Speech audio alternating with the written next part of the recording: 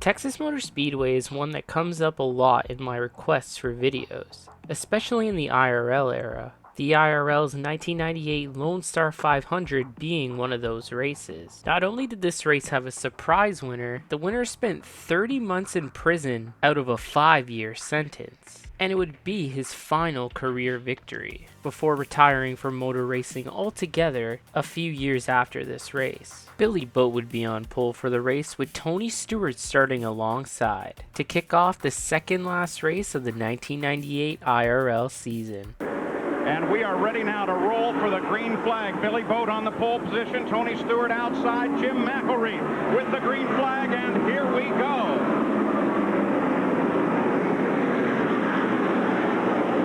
Stewart is able to push just a little bit ahead. At the same time, Dismore comes in pursuit.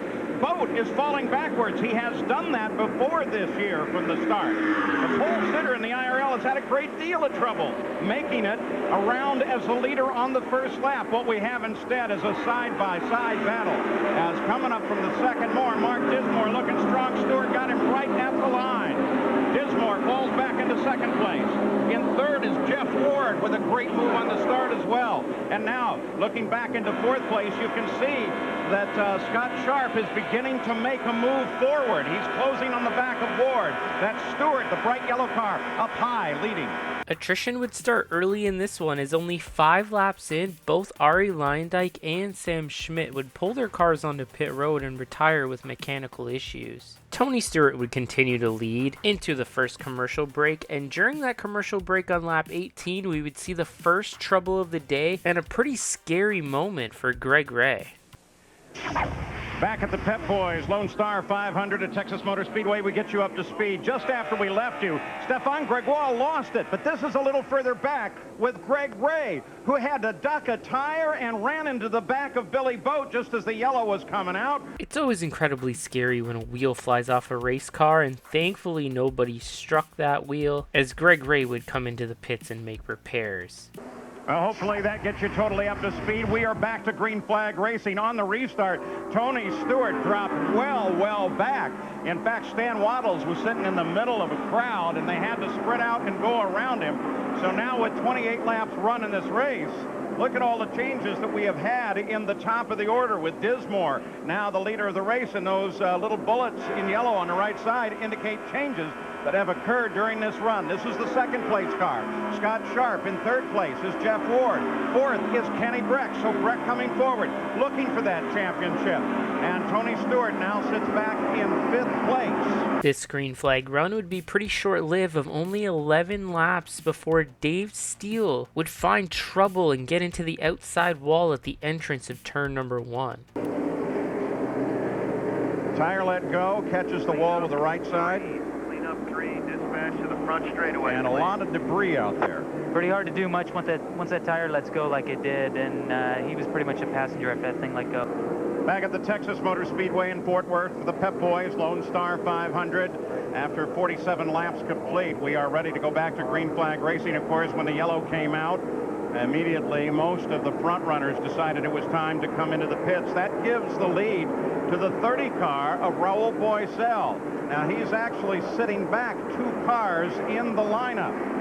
So keep an eye on Boisel as we come back to the green flag once again.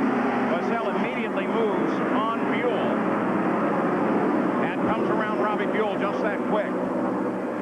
Remember the second car here. There it is, the 30 car. That's the leader of the race. Nice position to be in at this point. Most of the leaders are back in the field as a result of coming in for pit stops under the yellow.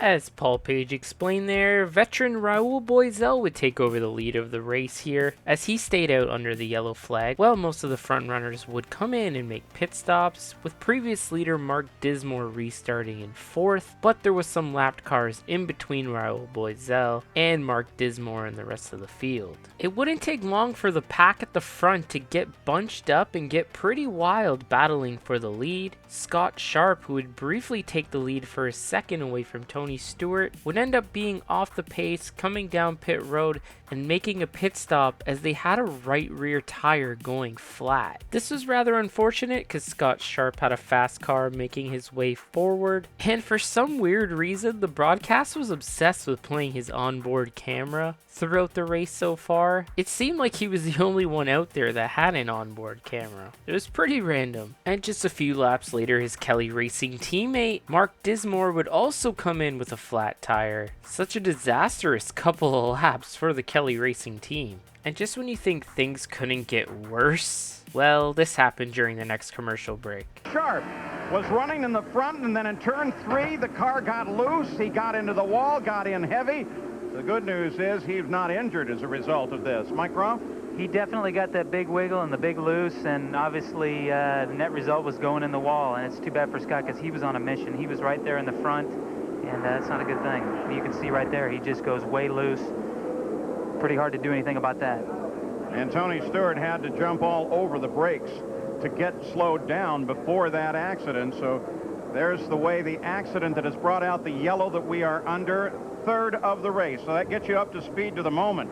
And that makes Jeff Ward now the leader of the race. I think there was some confusion in the commentary booth. Scott Sharp was running up near the front, but he was getting his lap back from that green flag pit stop, and he was doing a fine job because he had a really fast car. Unfortunately, it just got loose and ended up in the wall. As the race gets back underway, this restart would be pretty short-lived, of only 6 laps before the yellow would come out once again for debris. But probably the bigger story at this point was Tony Stewart would run into mechanical problems and have an engine failure, knocking him out of the race here. This engine failure was a huge deal because Tony was trying to remain in the championship fight with Kenny Brack going into the final race, so he needed a good solid finish here in Texas. John Paul Jr., who just took over the lead of the race, would come down pit road under this yellow, giving the lead back to Raul Boisel for the restart. And right behind him is Andy Michener, followed by Robbie Unser.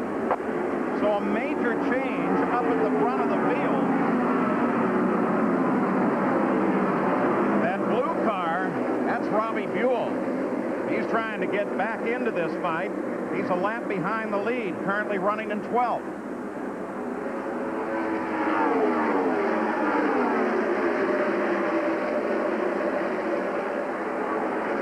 Everybody tight into 3. Down on the inside, you can see the 14 car. It's orange and predominantly white. That's Kenny Brack. He's the man in the championship fight. With the fresh pavement at the Texas Motor Speedway and the very hot conditions making it tough and slick out there for these guys, we really haven't seen a long green flag run to this point, and once again here we wouldn't see a very long green flag run, as this one would only last 15 laps before Billy Boat would find himself in trouble again. This would bring up the 5th caution of the race as we just passed the halfway point. Here it is, just at the tail end, brushing the wall, but look at the left rear. Something definitely came apart. I would have to think that that has something to do with that earlier contact that Billy had with Greg Ray. I think Greg Ray ran in the back of him in that one accident, and that could be the toll right there. With so many short green flag runs before another caution, the strategy was becoming pretty interesting in this one, as not every yellow was an automatic pit, as some guys would stay out and others would pit, mixing up the running order every time the yellow flag would fly. This would put Andy Minchler in the lead for the restart, with Buddy Lazier in 2nd. As the green flag comes out, that's Michener's 2nd. First in that line is Robbie Buell, who is trying desperately not to go under, but look at Buddy Lazier. Buddy Lazier from 2nd place comes up on the high side, takes the lead of the race. Buddy Lazier has the lead. Michener's caught up behind Robbie Buell, and now Lazier is going to disappear. Buddy Lazier with a power move on the outside to take the lead of the race on the restart, as he was also able to get by the lap car of Robbie Buell as well and began pulling away. But similar to other runs in this race, the green flag wouldn't last too long, as this time it would only be out for 17 laps before big trouble would strike. But during this run, we would see green flag pit stops pretty much for the first time all race, with guys actually needing to pit for fuel based on the strategy that they're on. As you can see, race leader Buddy Lazier pitting here, but unfortunately this would cost him dearly. Looks like Marco Greco. Marco Greco and a second car into the wall. Parts everywhere.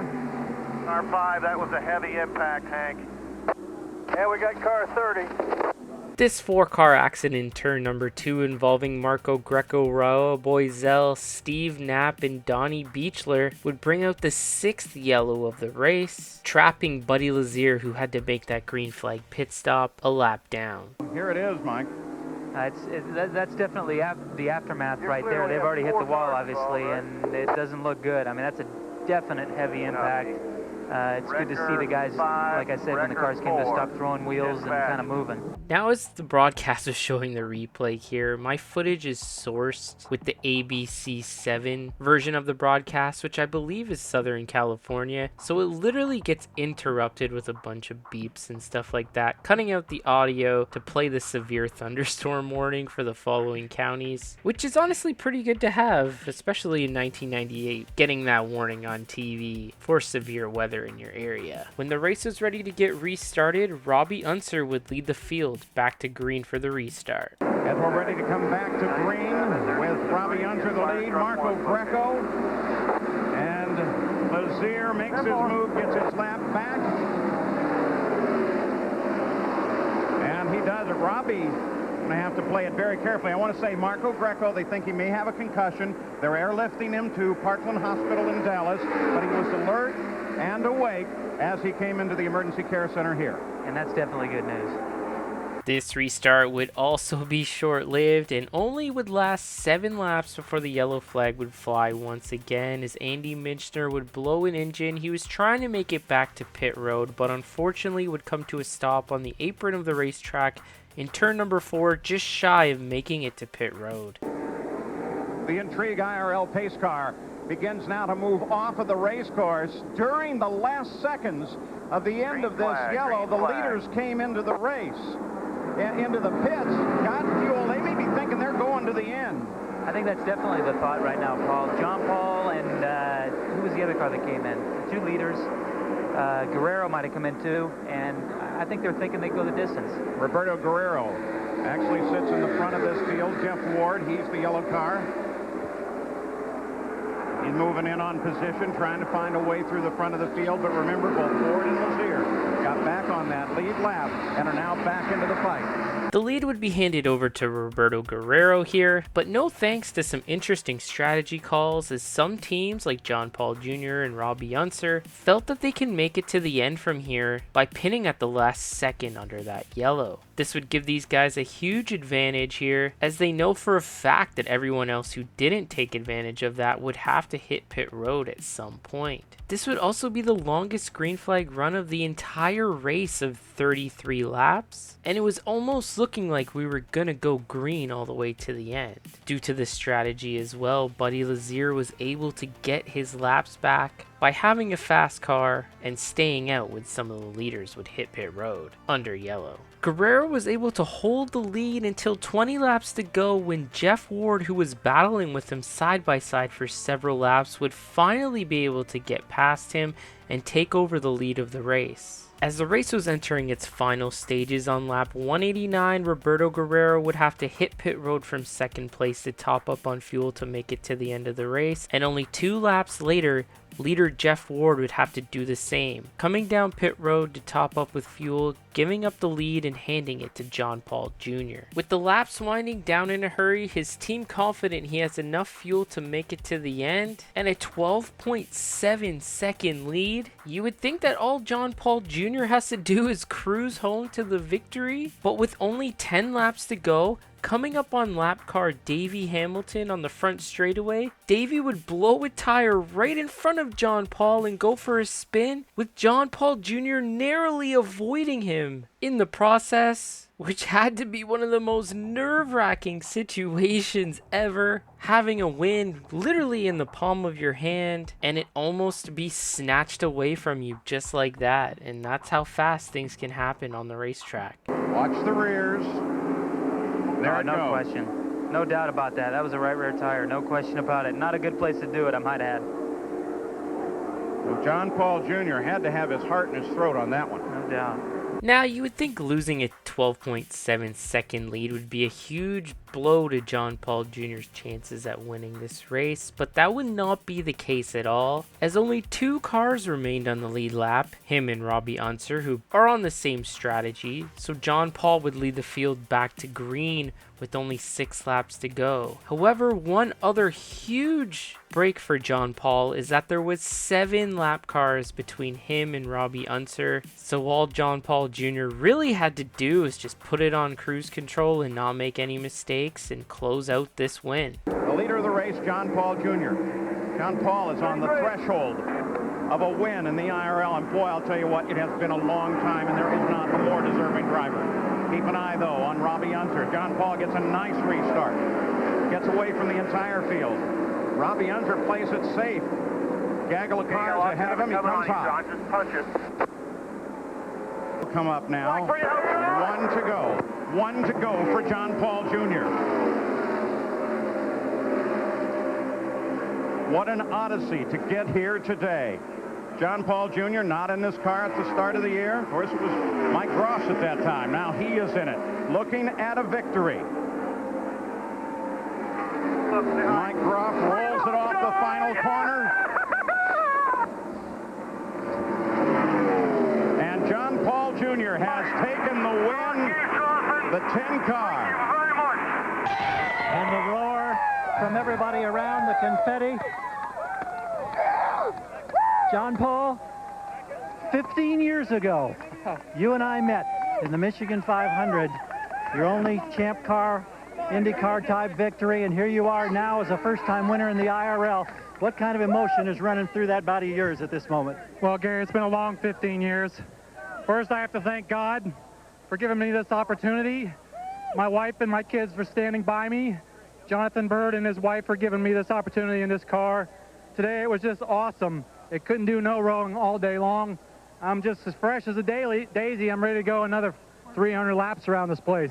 John Paul Jr., a man who found success in the early 80s, winning the 1983 Michigan 500, as well as the 1982 IMSA Championship, and is definitely known for his success in IMSA and sports car racing. But who would ever thought that a man that would serve time in prison for drug trafficking would be able to resurrect his career and get one final win under his belt, and one that he will always be remembered for, a winner of the 1998 Lone Star 500. So that's going to do it for this video. Thank you guys so much for tuning in. I hope you enjoyed this one. Make sure to hit that subscribe button for IndyCar history videos, as well as other motorsports related content. And I hope to see you guys next week. That's all for now. Take care, everybody.